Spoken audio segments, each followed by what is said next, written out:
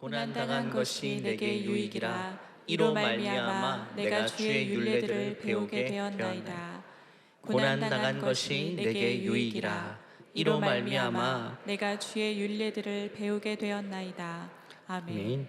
하나님께서 우리 인생 가운데 주신 선물들 중에 가장 으뜸은 바로 믿음이라는 선물입니다. 믿음은 하나님께서 선물로 우리에게 주신 것입니다.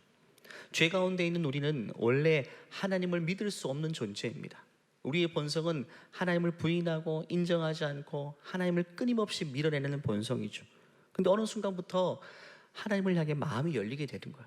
하나님을 믿게 되었습니다. 이것이 그냥 된 것이 아니라 하나님이 우리에게 믿음을 선물로 주셨기 때문인 것입니다.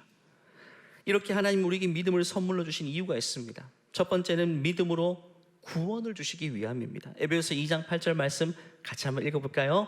너희는 그 은혜에 의하여 믿음으로 말미암아 구원을 받았으니 이것은 너희에게서 난 것이 아니요 하나님의 선물이라. 하나님의 믿음을 선물로 주시고 우리에게 구원을 주셨습니다. 뿐만 아닙니다. 두 번째 이유도 있습니다. 그것은 믿음으로 삶을 승리하게 하시기 위함인 것이죠. 올 한 해의 표어가 믿음으로 행하나가 한 해의 표어였습니다. 이 표어가 말하는 것처럼 믿음의 삶을 통해 우리의 삶을 승리로 이끌기 위해서 믿음을 선물로 주신 것이죠. 히브리서 10장 38절 가운데 이런 말씀이 있습니다. 같이 읽을까요? 나의 의는 믿음으로 말미암아 살리라. 또한 뒤로 물러가면 내 마음이 그를 기뻐하지 아니하리라 하셨느니라. 하나님은 우리에게 믿음으로 살고 믿음으로 행하기를 원하십니다. 왜냐하면 그 믿음으로 행해야만 우리의 삶이 승리할 수 있기 때문에. 여기서 말하는 승리는 우리 인생 가운데 주님의 뜻이 이루어지는 것을 말합니다. 그래서 우리는 이미 구원을 받았지만, 믿음으로 구원받았지만 거기서 멈춰서는 안 되고 이제는 우리가 힘을 쏟아야 될 부분은 믿음으로 행하고 믿음으로 사는 삶을 통해 우리 인생을 통해 주의 뜻이 이루어지도록 해야 된다는 것이죠. 중요한 것은 이 믿음은요, 근육과 같습니다. 믿음을 자꾸 삶에서 활용하고 사용하면 그 믿음이 더 큰 믿음으로 자라나게 되고, 반대로 사용하지 않으면 전혀 힘을 발휘하지 못하게 돼요. 근육과 같은 거예요. 근육도 사용하지 않으면 점점 더 퇴화가 됩니다. 요즘 하산한 공동체를 담당하시는 강헌구 목사님께서 배에 빨래판 같은 복근이 생기셨습니다. 정말 빨래판 같아요. 배에 강력한 복근이 생기게 된 이유가 무엇인지를 여쭤보니까 턱걸이 때문이라고 하더라고요. 그래서 저에게도 턱걸이를 추천하시더라고요. 저보고 처음에는 너무 무리하지 말고 10초, 그 다음에 30초 매달려 있는 것부터 시작하시라고 하더라고요. 저는 그 이야기 듣고 기분이 별로 좋지 않았습니다. 아니 10초, 30초? 나는 군대에서 턱걸이를 10개씩 당긴 몸인데 그 10초, 30초 매달리는 것부터 시작하라고? 그래서 집에서 저 턱걸이가 있거든요. 진짜 몇 년 만에 한번 매달려 보았습니다. 10초 정도 매달리고 눈에 실핏줄이 터져버려서 떨어졌어요. 안간힘을 써도 안 되더라고요. 왜냐하면 이 악력을 사용하지 않았거든요. 근데 체중은 많이 늘었죠. 그러니까 10초 버티기가 정말 쉽지 않더라고요. 이처럼 근육도 사용하지 않으면 아무런 힘을 발휘할 수가 없는 것이죠. 믿음도 마찬가지입니다. 구원받은 신자가 삶에서 믿음을 날마다 사용하지 않으면 그 믿음은 점점 퇴화돼 버리는 거예요. 없는 것과 마찬가지가 돼버려요. 반대로 믿음을 자꾸 사용하면 믿음은 점점 커지고 강해지게 되는 것입니다. 어떤 난관도 넘어설 수 있을 만큼의 믿음이 되어버리는 것이죠. 다윗이 골리앗 앞에 섰을 때 생각해 보십시오. 그 믿음은요, 엄청난 믿음 아닙니까? 근데 하루아침에 된 게 아닙니다. 이스라엘 군대에서 믿음이 있는 자들도 많았지만 아무도 골리앗 앞에 나서지 못했어요. 왜? 그만큼의 믿음은 안 됐던 거예요. 그런데 골리앗 앞에 나선 한 사람이 있었는데 소년 다윗이었어요. 그 소년은 나이는 어렸지만 믿음의 크기만큼은 엄청난 크기였던 거예요. 그 성경은 이 다윗의 믿음이 이만큼 커질 정도로 그 이유가 무엇인가 과정이 있었다고 말합니다. 사무엘상 보면 다윗은 사울 왕 앞에서 자신이 왜 골리앗 앞에 나설 수 있는지를 이렇게 스스로가 표현을 합니다. 17장 34절 보면 다윗이 사울에게 말하되 주의 종이 아버지의 양을 지킬 때에 사자나 곰이 와서 양떼에서 새끼를 물어가면 내가 따라가서 그것을 치고 그 입에서 새끼를 건져내었고, 그것이 일어나 나를 해하고자 하면 내가 수염을 잡고 그것을 쳐 죽였나이다. 주의 종이 사자나 곰도 쳤은즉 살아계시는 하나님의 군대를 모욕한 이 할례 받지 못한 블레셋 사람 골리앗이리까 그가 그 짐승의 하나와 같이 되리이다. 엄청난 말씀이죠. 쉽게 말하면 이겁니다. 저는 지금 골리앗 앞에 서기 전에 이미 아버지의 양떼를 지킬 때 작은 짐승부터 시작했습니다. 그리고 큰 짐승에 이르기까지 결국은 하나씩 다 상대해냈습니다. 이 골리앗도 내가 이길 수 있습니다. 여러분, 어릴 적 그 소년이었을 때 얼마나 두려웠을까요? 들판에 아무도 나를 지켜주는 사람이 없어요. 혼자 있는 겁니다. 근데 늑대가 울기 시작해요. 떼지어서 몰려오기 시작합니다. 얼마나 무서웠을까요? 그런데 다윗은 그때부터, 그 작은 난관부터, 작은 게 아니죠, 그 난관부터 믿음을 사용하기 시작한 겁니다. 자기 힘으로 버틴 게 아니라 믿음을 사용하기 시작했어요. 늑대들 앞에서 하나님 도와주세요. 하나님, 제 힘으로는 안 됩니다. 하나님 믿고 신뢰하오니 지금 이 상황에서 나를 구원하여 주소서. 이렇게 기도하고 물맷돌을 하나씩 던졌던 것입니다.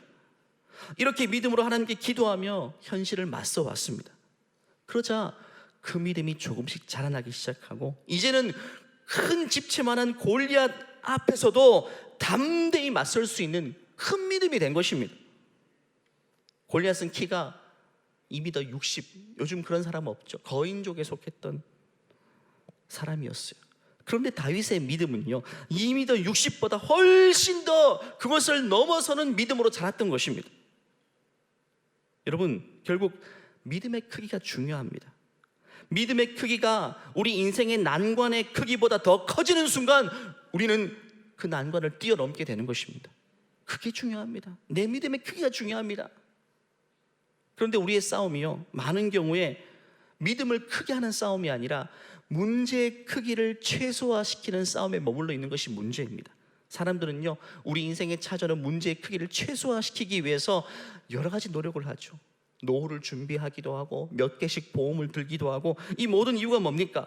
감당할 수 없는 큰 문제를 감당해낼 만한 문제로 작게 축소화시키기 위해서 그런 인생의 노력들을 하는 겁니다. 물론 다 필요 없다는 말이 아닙니다. 필요한 것들은 해야 되겠죠. 하지만 우리의 노력이 거기에서는 안 됩니다. 우리의 노력은요, 그 어떤 난관이 찾아와도 그것을 뛰어넘는 믿음으로 우리의 믿음이 자라도록 거기에 우리의 노력이 머물러 있어야 된다는 것입니다. 문제 현실을 통해서 믿음의 크기를 키워가는데 우리의 집중할 수가 있어야 돼요. 여러분, 중요한 것은요, 성경의 인물들은 다 그런 과정들을 거쳤습니다. 믿음이 커지는 과정들을 말입니다. 성경은 그 과정을 연단이라고 말합니다.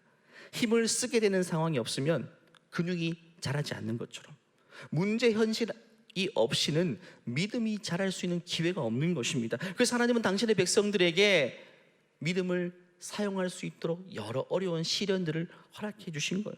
이것은 다 훈련장이라고 할 수 있고 근육을 키워가는 영적인 헬스장이라고 할 수 있는 것이 우리의 인생들인 것이죠. 아브라함도 창세기 12장 말씀 보면 최초에 하나님께 부름받았을 때 그는 그의 친척 본토 아비 집을 떠났죠. 그것은 자기 믿음이 아닙니다. 하나님이 선물로 주신 믿음이에요. 그 믿음으로 본토 친척 아비 집을 떠났는데 거기서부터 하나님은 그 믿음을 거기에 머무르게 하지 않고 점점 키워가시는 작업을 하셨습니다. 처음에는 흉년을 만났습니다. 그런데 그는, 아브라함은 흉년의 상황에서 믿음을 사용하지 못하고 자기 머리를 굴리고 자기 힘으로 애구로 내려가 버립니다. 그러자 그 자리에서 여지없이 무너지게 되죠.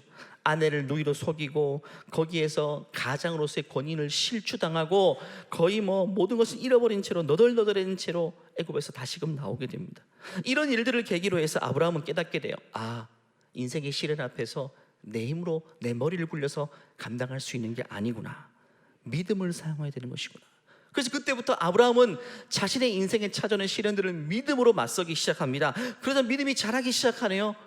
그러다가 창세기 22장 가니까 독자 아들 이삭을 바치라는 그 주문 앞에서도 거기에 순종할 수 있는 엄청난 믿음으로 성장하게 된 것입니다. 생각해 보십시오. 아내를 누이라고 속일 수밖에 없을 정도로 초라한 믿음의 소유자였다가 이제는 그의 장자 독자를 바칠 수 있을 만큼 엄청난 믿음이 되었다는 것은요, 그냥 된 것이 아닙니다. 여러 과정들을 통해 자신의 믿음을 활용했기 때문에 그렇게 된 것이죠. 개인뿐만 아닙니다. 이스라엘 백성도 마찬가지입니다. 이스라엘 백성들도 믿음이 없는 채로 출애굽했습니다. 그래서 하나님은 광야 40년의 기간을 통해 믿음이 연단되는 과정을 거치게 하셨고, 결국 그들은요, 믿음으로 요단강도 건너고 믿음으로 여리고 성도 무너뜨리는 그런 이스라엘 백성들로 자라갈 수가 있었던 것이죠. 우리도 마찬가지입니다. 우리는 문제를 최소화시키기 위한 노력에 집중해서는 안 됩니다.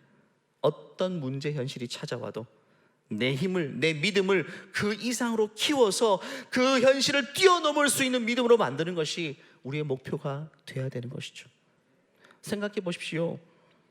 인생에 찾아오는 문제의 크기 우리가 다 조정할 수 없습니다. 문제는 그냥 닥치는 것입니다. 찾아오는 것입니다. 그 문제를 우리가 핸들링할 수는 없어요. 중요한 것은 우리의 믿음을 그 이상으로 키워놓으면 그 어떤 난관도 뛰어넘을 수 있는 상황이 되어지는 것이죠. 그래서 얼마 전에 토세 때 나눈 말씀과 같습니다. 우리가 기도해야 될 내용이 무엇인가? 하나님, 내 인생에 문제가 찾아오지 않게 도와주세요. 내 인생에 큰 문제가 아닌 작은 문제만 찾아오게 도와주세요.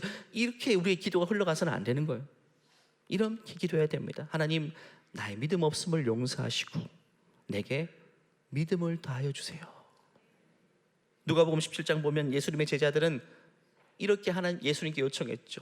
사도들이 주께 여짜오되 우리에게 믿음을 더하소서. 이 기도를 하나님이 너무 기뻐 받으시는 거예요. 마가복음 9장도 귀신 들린 아들을 둔 아버지가 예수님께 와서 나의 믿음 없는 것을 도와주소서라고 기도했을 때 예수님은 그 기도를 너무 기쁘게 받으시고 그 즉시 그에게 믿음을 주시고 그 난관을 뛰어넘게 하신 것입니다. 올 한 해 믿음으로 행하라는 표를 가지고 벌써 1년을 살아왔습니다. 이제 마지막 올 한 해가 끝자락까지 왔습니다. 여러분은 올 한 해 동안 얼마나 믿음을 사용하셨습니까? 얼마나 그래서 그 믿음이 자라나셨습니까? 올 초의 믿음과 지금 나의 믿음은 비교해 볼 때 얼마나 많이 커지고 성장해내었습니까? 지금 여러분이 직면한 현실들, 여러분 반드시 믿음으로 마주하시기를 간절히 축원합니다.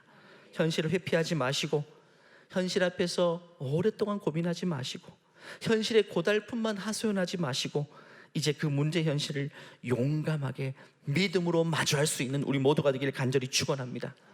마치 골리앗 앞에선 다윗처럼, 여리고성 앞에선 여호수아의 모습처럼 믿음으로 현실을 넘어설 수 있는 우리가 돼야 되는 것이죠. 여러분, 믿음이 자라나지 못하고요, 믿음이 제자리 걸음에 있는 믿음을 성경은 죽은 믿음이라고 표현합니다. 반대로 작은 믿음부터 시작했지만 믿음이 계속 자라고 성장하는 믿음을 살아있는 믿음이라고 말합니다. 여러분의 믿음은 지금 정체기에 있는 죽은 믿음입니까? 아니면 성장하고 자라고 있는 살아있는 믿음입니까? 이 두 믿음은요, 엄청난 큰 차이를 불러일으킵니다. 이 두 믿음이 가장 뚜렷한 차이를 나타내는 시기는요, 인생의 어려움이 찾아왔을 때 그렇습니다. 성장하는 믿음, 살아있는 믿음을 가진 사람은 고난을 통과하고 나면서부터 오히려 그 믿음이 더 성장하고 단단해집니다. 믿음이 단단해진다는 것은 그 인생 자체가 단단해지고 견고한 인생이 된다는 것입니다. 결국 고난이 그 인생이 축복이 되었네요. 하지만 반대로 죽은 믿음의 소유자는요, 고난이 시작되면서 있던 믿음마저 소멸되고 무너지고 맙니다. 결국 인생이 허물어지고 부서지기 시작하는데, 결국 그 고난이 그에게 축복이 되기는커녕 재앙이 되어버린 겁니다. 똑같은 믿음에서 출발했습니다. 자라나지 못하고 머물러 있는 믿음은 결국 고난을 통해 허물어지고 부서져 버리지만, 성장하는 믿음인 더 커지고 더 연단이 되어서 더 위대한 믿음으로 자라게 된다는 것입니다. 여러분은 지금 전자와 후자 중에 어디에 머물러 있습니까? 여러분, 신중하게 생각해야 됩니다. 누구는 시련을 만나서 그 인생이 더 단단해지고 연단이 되는 믿음이 있는 반면, 어떤 사람은 그 시련 앞에서 무너지고 부서져서 있던 믿음마저 까먹어버리는 그런 안타까운 상황도 있다는 것입니다. 저는 여러분의 인생이 후자가 아닌 전자의 상황이 되기를 간절히 축원합니다. 믿음으로 견디고요, 믿음으로 감당하지 않으면 그 인생은요, 시련을 이길 수 없어요. 시련을 통과하면 할수록 더 겁이 많아지고 더 두려움만 커지게 됩니다. 그래서 오늘 현실을 믿음으로 직면하고 믿음으로 살아낼 수가 있어야 돼요. 자녀들 가운데 이제 수능 점수가 이번 돌아오는 주에 발표가 되죠. 그 점수의 결과에 따라 재수를 결정하는 친구도 있을 겁니다. 저는 청년부 담당할 때 재수 결정하고 삼수, 사수도 많이 있었어요. 어떤 학생은 그 재수의 기간을 믿음으로 잘 통과해내는 사람이 있습니다. 하나님이 그때마다 마음을 붙들어 주시고 재수학원에서 공부하면서 믿음이 자라가고 연단되고 하나님 말씀을 깨닫게 되고 오히려 감사가 넘치고 막 소망이 생기고 없던 꿈이 생기는 그런 케이스도 있습니다. 저는 여러 번 들었어요. 청년부 할 때 재수학원 신방 참 많이 갔었거든요. 그런데 그런 친구들은 한결같이 고백합니다. 내 인생에 이 시간이 가장 소중한 시간이었고 가장 하나님과 친밀하게 보냈던 가장 잊을 수 없는 시간이 되었다. 한마디로 그 시간이 인생의 축복이 된 거예요. 엄청나게 잘하고 성장했습니다. 대학교 1년을 보낼 때보다 재수 1년 동안 믿음이 인생이 더 커지게 된 거예요. 그런데 다 그렇게 되는 건 아닙니다. 어떤 청년은 재수하면서 오히려 믿음을 다 까먹어버린 청년도 있습니다. 믿음으로 살지 못하고 자기 힘으로 살려다 보니까 결국 그 시기를 지나고 있던 믿음마저 다 사라지고 인생이 약해지고 겁이 많아지고 두려워하고 결국 재수의 시간을 내 인생의 가장 축복의 시간이었다고 고백하지 못하고 실패의 시간이었다, 낭비된 시간이었다, 그렇게 결론 지어버리고 그 인생은 그때부터 어떻게 될까요? 다시는 그런 실패를 또 한 번 경험하지 않기 위해서 실패를 두려워하는 인생. 여러분, 제일 약한 인생이 뭐냐면 실패를 두려워하는 인생이거든요. 그렇게 되어버리는 겁니다. 결국 믿음을 사용하지 못하니까 결국에는 더 약해지는 거예요, 인생이.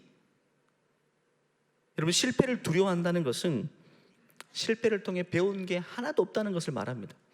이게 얼마나 안타까운 일입니까?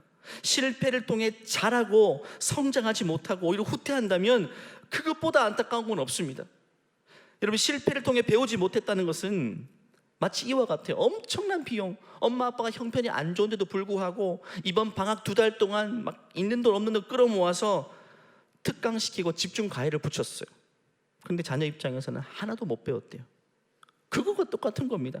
인생에 엄청난 값을 지불했어요. 그러면 그 시간을 통해 배우는 게 있어야 되는데, 인텐시브로 배워야 되는데 비용만 지불하고 하나도 배운 게 없대요. 인생의 시련만 맞이하고 하나도 배운 게 없고 오히려 인생이 후퇴해버리는 거예요. 이것보다 억울한 게 없어요. 믿음을 사용하면 배우는 것이 있을 것이고 믿음을 사용하면 잘하게 될 텐데, 그 시간에 축복의 시간으로 고백하게 될 텐데 믿음을 사용하지 않으니까, 내 힘으로 버티니까 믿음은 까먹어버리고 다시는 생각하기는 싫은 시간, 배우는 게 하나도 없고 겁과 두려움만 많아지는 시간으로 지나고 만 것입니다. 여러분의 인생은 지금 어떤 마음 자세로 시련을 통과하고 있습니까? 오늘 읽었던 본문 시편 119편은요, 이 시편 저자가 정말 어려운 시기를 통과했는데 믿음으로 현실을 마주하는 그런 시편의 고백을 담고 있습니다. 그래서 오늘 본문 71절 보니까 고난당하는 것이 내게 유익이라. 어떻게 고난당하는 것이 내게 유익이라고 할 수 있을까? 그 이유가 뒤에 있습니다. 이로 말미암아 내가 주의 율례들을 배우게 되었나이다. 내가 고난당하고 어려움이 있을 때 말씀을 펼쳐 읽기 시작했는데 이 말씀의 의미와 이 말씀의 깊이를 그제서야 깨닫게 되었다는 거예요. 평소에는 말씀의 가치를 모르고 살았어요. 그런데 고난의 풀문을 통과하고 나니까 그때 봤던 말씀 한 절 한 절이 내게 생명수가 되었고, 이게 죽은 문자가 아니라 살아있는 하나님의 말씀으로 처처로 인식되기 시작했다는 것입니다. 그렇기 때문에 고난이 내게 오히려 유익이 되었다.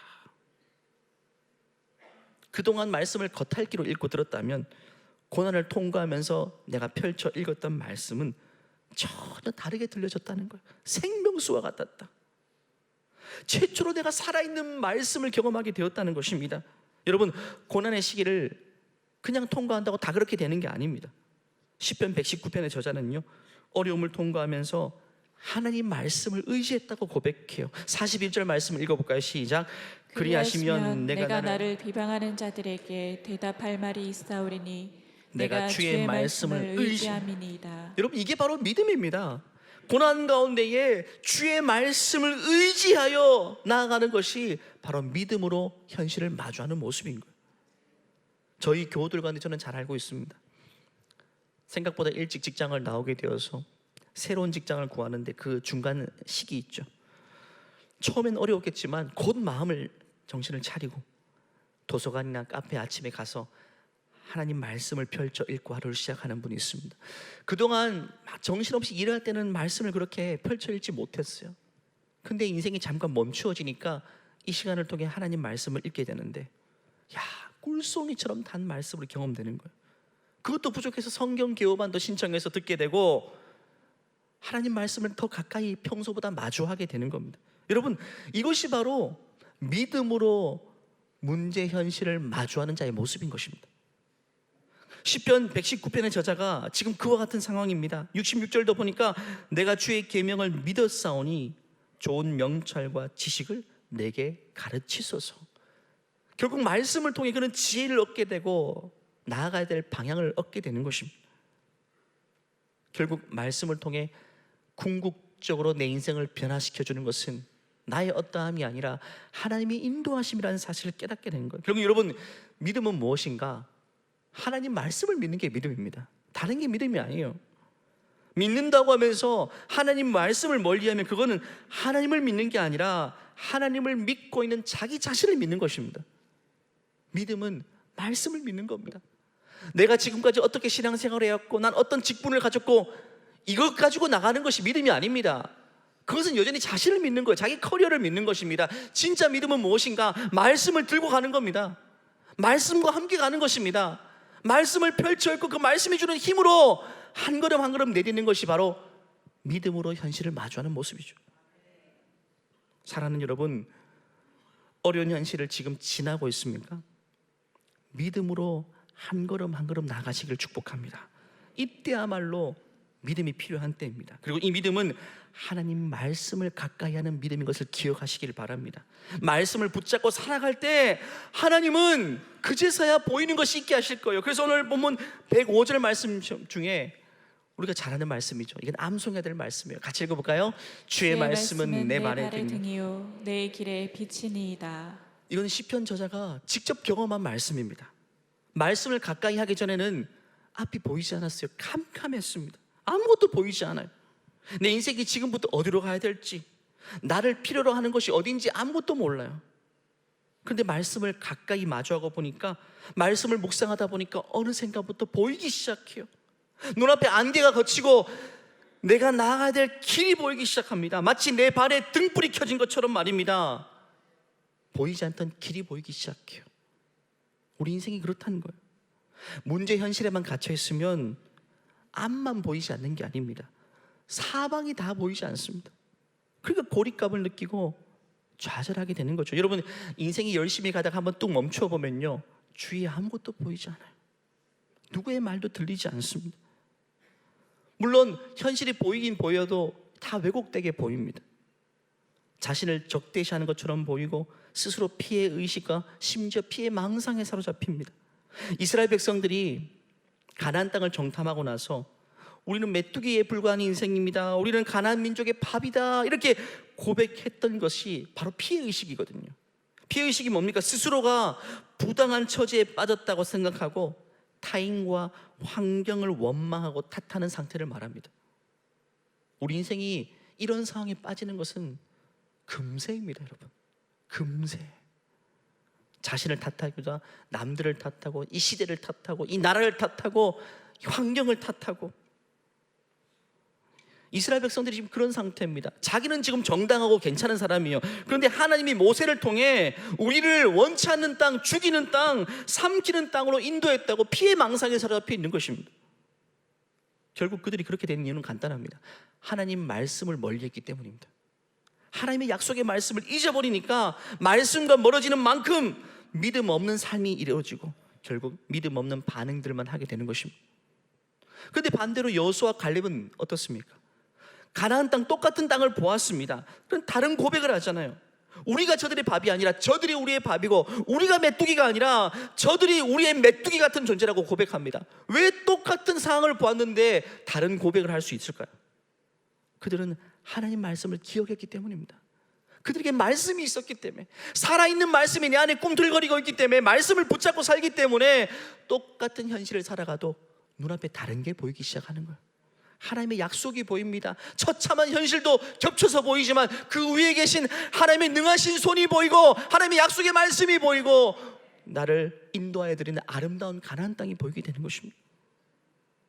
지금 여러분, 내 처지가 굉장히 사방으로 우겨쌈당하고 때로는 이직을 준비하는데 나를 부르는 곳도 없고 갈 만한 곳도 없고, 마치 가나안 땅 앞에 선 그 이스라엘 백성들의 모습처럼 정말 나는 메뚜기 같은 존재고 척박한 땅이고 이렇게 보이죠. 근데 여러분, 말씀을 펼쳐 읽어보십시오. 말씀 가운데 깊이 들어가 보십시오. 그리고 현실을 다시 한번 마주해 보십시오. 그 땅이 약속의 땅, 가나안 땅. 저들은 나의 밥이다, 저들은 나의 메뚜기다. 하나님이 나를 인도하실 그 땅이 다르게 보이기 시작할 것입니다. 이것이 바로 믿음인 것입니다. 말씀을 가까이 하는 것이 믿음인 것입니다. 결국 그 믿음이 우리 인생을 승리케 하시는 것이죠. 사랑하는 여러분, 현실이 어려울수록 더 말씀을 가까이 하시기 바랍니다. 말씀은 살아있는 말씀이에요. 생명과 같은 말씀입니다. 그 말씀이 우리의 인생길을 인도해 주시는 것입니다. 이렇게 믿음으로 사는 첫 번째는 말씀을 가까이 하는 것입니다. 근데 오늘 시편 저자는요, 또 하나의 이야기를 말합니다. 147편입니다. 시작. 내가 날이 밝기 전에 부르짖으며 주의 말씀을 바라싸우며. 소위 말하는 날이 밝기 전에 부르짖었다. 그리고 하나님 말씀, 그냥 말씀 본 게 아니라 하나님 앞에 기도했대요. 아무도 아직 일어나지 않고 활동하지 않는데 먼저 일어나서 기도하는 자리에 가고 있습니다. 소위 말하는 그런 새벽 기도를 드렸던 것 같아요. 인생의 어려움 만났을 때 하나님이 기뻐하시는 반응은 이 두 가지입니다. 첫 번째는 기도 생활을 작정하는 것과 두 번째는 말씀을 사모하며 가까이 하는 것. 이 두 가지가 믿음으로 현실을 마주하는 자의 모습인 것입니다.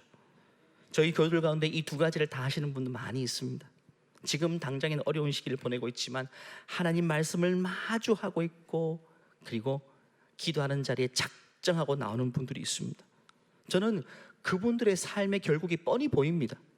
그분은 믿음으로 현실을 직면하고 있으니까 하나님은 이 시기를 통해 그의 인생을 단단하게 할 것이 틀림이 없고 그 어떤 시련도 이 영혼을 무너뜨리지 못할 거예요. 결국에는 하나님이 인도하시는 가장 선한 길로 복되게 인도하실 것입니다. 말씀을 마무리할까요? 근데 여러분, 의외로 인생의 어려움이 찾아와도 이 두 가지 반응을 보이지 않는 분들도 너무 많습니다.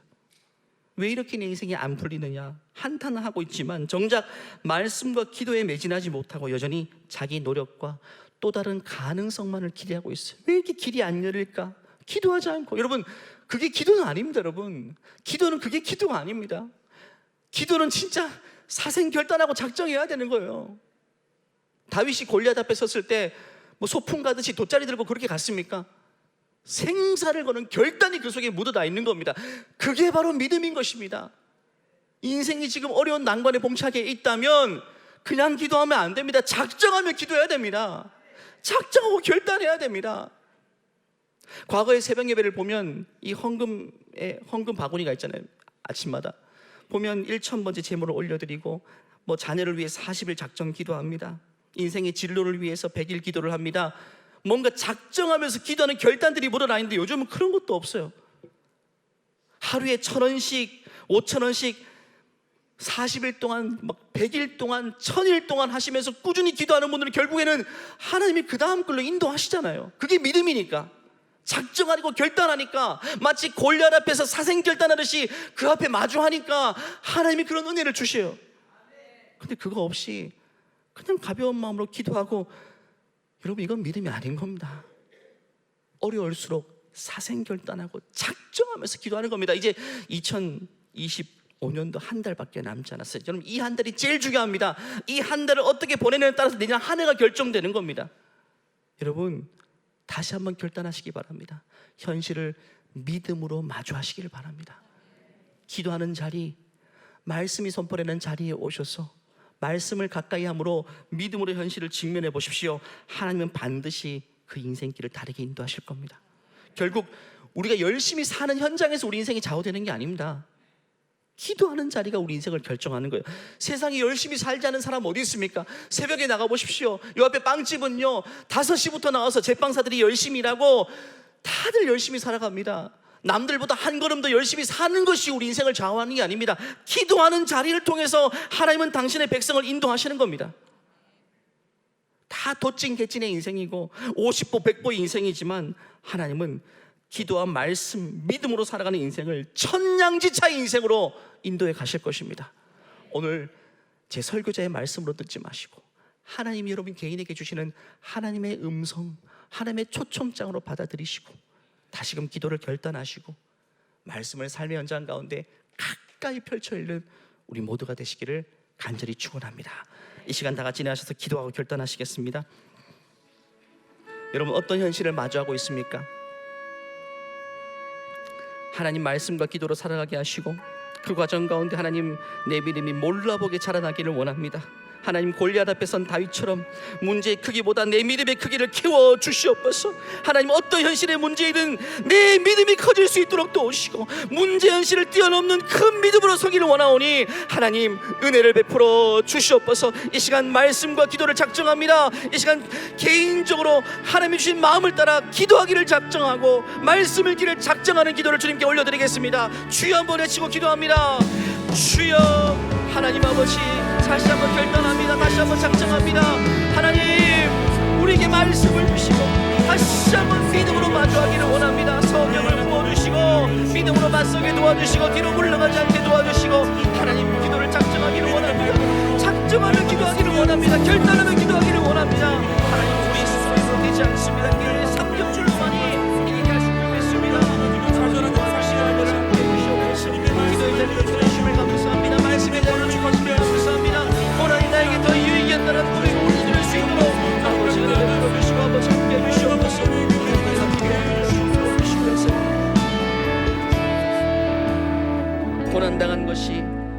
고난당하는 것이 내게 유익이라. 이로 말미암아 내가 주의 율례들을 배우게 되었나이다. 하나님 이 말씀이 우리의 고백이 되게 도와주시옵소서. 어려운 시기 하나님 말씀을 통해 생명수를 경험하게 도와주시고 말씀을 가까이 했을 때 우리 인생길을 인도하시는 주의 손길을 경험하게 하여 주시옵소서. 더 이상 현실만을 탓하지 않게 하시고 환경만을 탓하지 않게 하시고 자신과 타인을 탓하지 않게 하시고 이제는 믿음으로 현실을 마주하여서 이 어려운 낭만을 믿음으로 뛰어넘을 수 있는 큰 믿음을 우리에게 허락하여 주시옵소서. 우리 믿음을 승리케 하실 것을 믿사오며 걸어가신 예수님의 이름으로 기도하옵나이다. 아멘. 이 시간 우리의 믿음을 승리케 하시는 하나님께 감사와 영광의 박수 올려드리겠습니다. 믿음으로 마주하면 반드시 승리하게 하실 것입니다. 이 시간 이 찬양 주님 앞에 고백하며 나갑니다. 내게 허락하신 시련을 통해 나의 믿음 더욱 강하게 자라나고 험한 산과 골짜기 지나는 동안 주께 더 가까이 나를 이끄시네. 내가 겪는 시험이 어렵고 힘겨워도 내 주님보다 크지 않네. 내 앞에 바다가 갈라지지 않으면 주가 나로 바다 위로 함께하리. 두 손 들고 선포합니다. 나는 믿네. 주님을 믿고 주님을 신뢰합니다. 주의 능력으로 내 삶 새롭게 되리. 나는 믿네.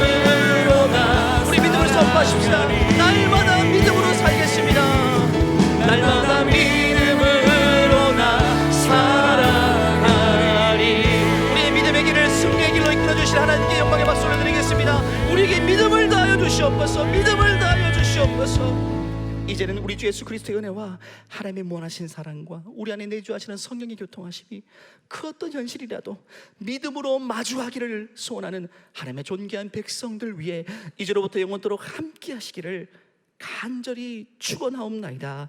아멘.